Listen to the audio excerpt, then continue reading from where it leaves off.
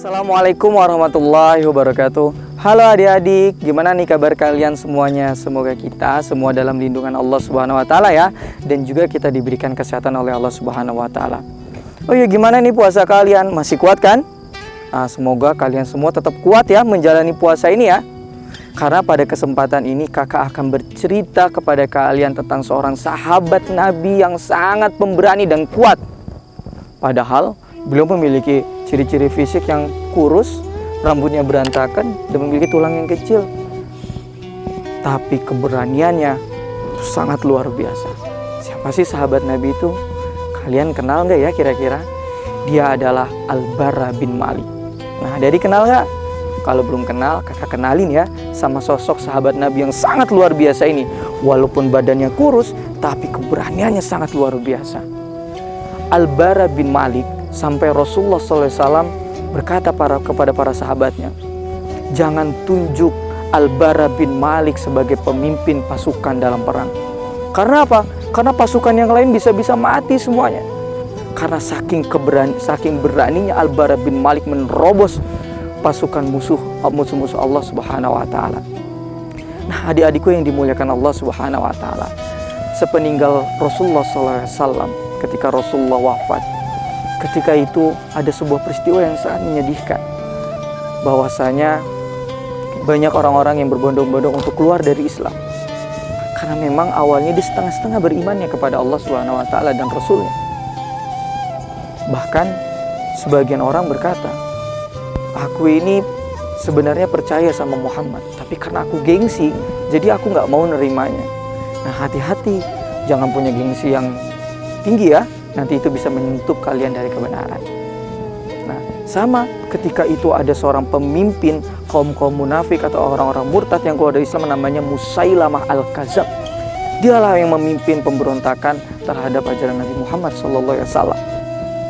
Bahkan mereka pun kaumnya bilang, aku tahu Musailamah Al-Kadzab ini adalah seorang pembohong, tapi aku lebih memilih mengikuti dia karena dia adalah golonganku. Nah, hati-hati adik-adik, jangan sampai kita mentang-mentang ini teman dekat kita, kalau dia buat kesalahan, ya jangan kita ikutin kesalahannya juga ya. Kita harus berani untuk menegurnya. Atau kalau tidak, kita tidak mengikuti kejelekan yang dibawa oleh teman kita tersebut. Nah, ketika itu terjadi peperangan yang dipimpin Musailamah Al-Kadzab dari pasukan orang-orang murtad tersebut. Kaum muslimin ketika itu dipimpin oleh sahabat Nabi yang bernama Abu Bakar As-Siddiq. Beliau adalah khalifah pertama yang memimpin setelah kepemimpinan Rasulullah SAW. Nah, ketika perang terjadi yang dipimpin oleh Khalid bin Walid pada saat itu, ketika di tengah-tengah peperangan berlangsung yang sangat dahsyat, Khalid bin Walid melihat sosok keberanian Al-Bara bin Malik di situ. Lalu Khalid bin Walid pun sahabat Nabi tersebut memerintahkan kepada Al-Bara bin Malik. Beliau berkata, seranglah dia. Lalu apa yang terjadi? Dengan keberaniannya, Al-Bara bin Malik langsung dia menerobos kaum murtad tersebut. Pada saat itu ada sebuah tempat yang bernama Hadiqatul Maut. Itu tempat sebidang tanah yang di depannya ada tembok yang sangat tinggi, dan itu ditutup oleh gerbang. Pada saat itu kaum muslimin kesusahan untuk masuk ke dalam tempat itu, yang dimana di balik situ ada pasukan Musailamah Al-Kadzab dengan para pasukannya. Maka ketika itu Al-Bara bin Malik memiliki ide yang sangat berani. Dia bilang kepada para sahabat Nabi, dia bilang, lemparkan aku ke Hadiqatul Maut. Maka ketika itu Al-Bara bin Malik dia langsung naik ke sebuah senjata yang pelempar, lalu dia dilemparkan ke Hadiqatul Maut tersebut sehingga melewati dari tembok yang tinggi tersebut. Lalu di situ dia melawan pasukan Musailamah Al-Kadzab sendirian. Bahkan dalam sejarah dia mampu mengalahkan 100 pasukan pada saat itu dengan sendiri, sehingga dia mampu untuk membuka gerbang Hadiqatul Maut tersebut. Luar biasanya keberanian Al-Bara bin Malik. Maka ketika gerbang itu terbuka, maka kaum muslimin, pasukan muslimin langsung masuk ke situ. Maka Ketika itu Musailimah Al-Kadzdzab dengan beberapa pasukannya tewas di tempat itu. Luar biasa.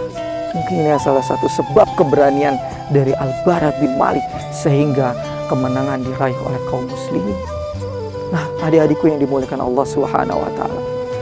Bahkan di dalam sejarah diceritakan tubuhnya Al-Bara bin Malik itu penuh dengan luka sabetan, pedang dan juga tusukan panah pada saat itu. Sehingga dia dalam kondisi yang sangat lemah setelah perang itu. Tapi apa yang terjadi ketika dia setelah selesai dirawat oleh Khalid bin Walid pada saat itu sebagai panglima perangnya, dia bilang, aku rugi. Kenapa aku tidak meninggal atau mati syahid di situ? Karena cita-citaku adalah mati syahid. Bayangin coba, nggak puas dia masih hidup, ternyata dia pengen meninggal dalam keadaan syahid, membela agama Allah Subhanahu wa taala. Luar biasa ya adik-adik ya. Nah, semoga kita sebagai anak muslim harus kuat, harus hebat.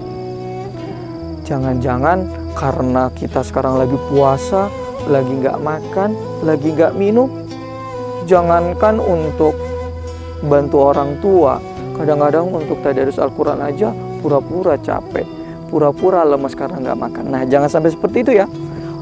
Sahabat Nabi Al-Bara bin Malik dengan keberaniannya dia berani merelakan nyawanya untuk agama Allah Subhanahu wa taala. Masa iya kita kalah sama rasa haus dan lapar? Jangan lupa ketika puasa kita harus tetap kuat.